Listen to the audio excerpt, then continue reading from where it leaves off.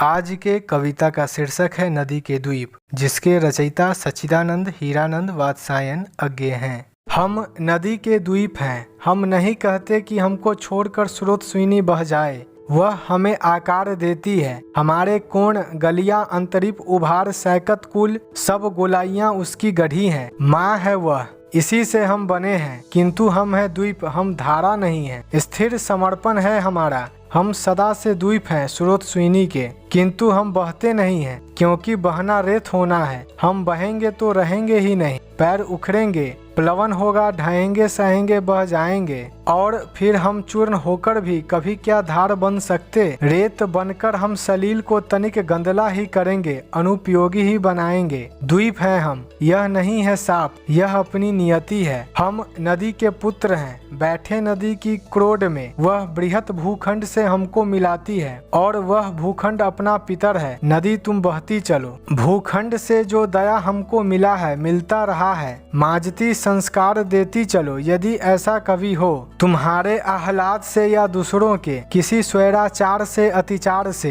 तुम बढ़ो, प्लावन तुम्हारा घर घराता उठे। यह स्रोत स्विनी ही कर्मनाशा कीर्तिनाशा घोर काल प्रवाहिनी बन जाए, तो हमें स्वीकार है वह भी। उसी में रेत होकर फिर छनेंगे हम, जमेंगे हम, कहीं फिर पैर टेकेंगे, कहीं फिर भी खड़ा होगा नया व्यक्तित्व का आकार। मातः उसे फिर संस्कार तुम देना। इसका भावार्थ कुछ इस प्रकार से है। यहाँ नदी का अर्थ हुआ समाज और द्वीप का अर्थ हुआ समाज में रहने वाला व्यक्ति। प्रस्तुत कविता में कवि जी ने नदी के द्वीप में इसी तथ्य को स्वीकार करते हुए कहा है कि हम नदी के द्वीप हैं, धारा नहीं है। नदी अगर समाज है तो हम इस समाज में अपना एक अलग व्यक्तित्व रखते हैं जो हमारी पहचान है।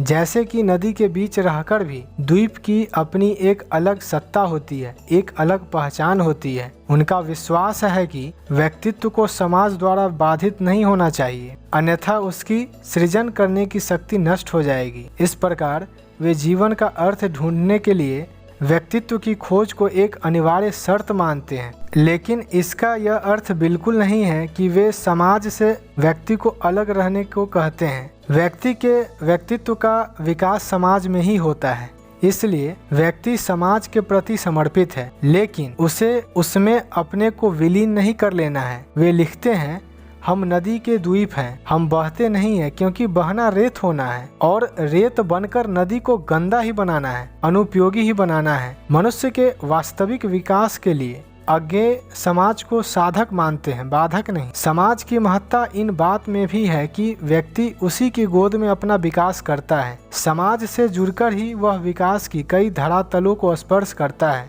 उसका चौतरफा विकास होता है। नदी इसलिए श्रेष्ठ है क्योंकि वह बृहत भूखंड से हमको मिलाती है।